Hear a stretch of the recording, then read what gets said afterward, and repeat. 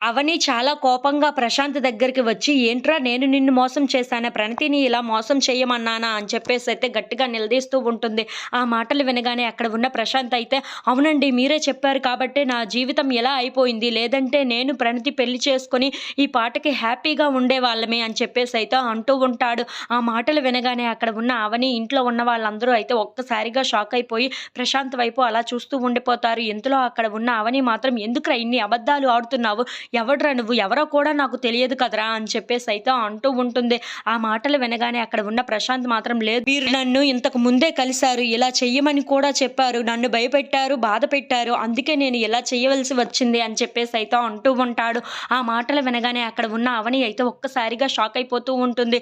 "ఏంట్రా ఇప్పటికైనా నిజం చెప్పురా! ఎవరురా నీతో ఇలా చెప్పిస్తున్నారు?" అని చెప్పేసైతే అడుగుతూ ఉంటుంది. ఆ మాటలు వినగానే అక్కడ ఉన్న ప్రశాంత్ మాత్రం, "ఎందుకండి మీరు ఇంత మోసం చేస్తున్నారు? ఎన్ని అబద్ధాలు ఆడుతున్నారు?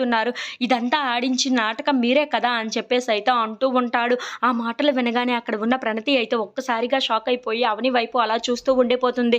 ఇంతలో అక్కడ ఉన్న అవని మాత్రం, "నువ్వు చెప్తుంది అబద్ధం, అబద్ధం, అబద్ధం. ఇప్పటికైనా నిజం చెప్పు. ఎందుకు ఇలా చేస్తున్నావు? నీతోని ఎవరు చేయిస్తున్నారు ఇవన్నీ?" అని చెప్పేసైతే చాలా గట్టిగా ప్రశాంత్‌ని అడుగుతూ ఉంటుంది. ఆ మాటలు వినగానే అక్కడ ఉన్న ప్రశాంత్ మాత్రం, నేను అబద్ధం చెప్తున్నాను అంటున్నారా? సరే అయితే ఈ వాయిస్ ఎవరిదో మీరే నాకు చెప్పండి" అని చెప్పేసైతే తన ఫోన్‌లో వాయిస్‌నైతే వినిపిస్తూ ఉంటాడు. ఇంతలో అక్కడ ఫోన్‌లో అయితే అవని, "నువ్వు కానీ ప్రణతిని పెళ్లి చేసుకున్నావు అంటే నేను నీ ఫ్యామిలీని మొత్తం ఏం చేస్తానో తెలియను. నీ ఫ్యామిలీని మొత్తం బ్రతకనివ్వను" అని చెప్పేసైతే అంటూ ఉంటుంది. ఆ మాటలు వినగానే ఆ ఇంట్లో ఉన్న వాళ్ళందరూ అయితే ఒక్కసారిగా షాక్ అయిపోతూ ఉంటారు. ఇంతలో అక్కడ ఉన్న అవని అయితే, "ఏంటి ఇది? ఈ వాయిస్ నాదిలాగానే ఉంది. కానీ నేను ఎప్పుడు వీడితో ఇలా మాట్లాడలేదు కదా!" అని చెప్పేసైతే అనుకుంటూ అక్కడ ఉన్న ప్రశాంత్ వైపు అలా చూస్తూ ఉండిపోతుంది. "ఇప్పటికైనా నమ్ముతారా? మీరే కదా నన్ను ప్రణతిని విడదీసింది. మీరే కదా మమ్మల్ని మోసం చేసింది. నన్ను భయపెట్టి నన్ను ఇక్కడి నుండి పంపించేశారు" అని చెప్పేసైతే అంటూ ఉంటాడు. ఆ మాటలు వినగానే ఇంట్లో ఉన్న వాళ్ళందరూ అయితే చాలా కోపంగా అవని వైపు చూస్తూ ఉండిపోతారు. ఇంతలో అక్కడ ఉన్న ప్రణతి అవనిని చూసి చాలా కోపడుతూ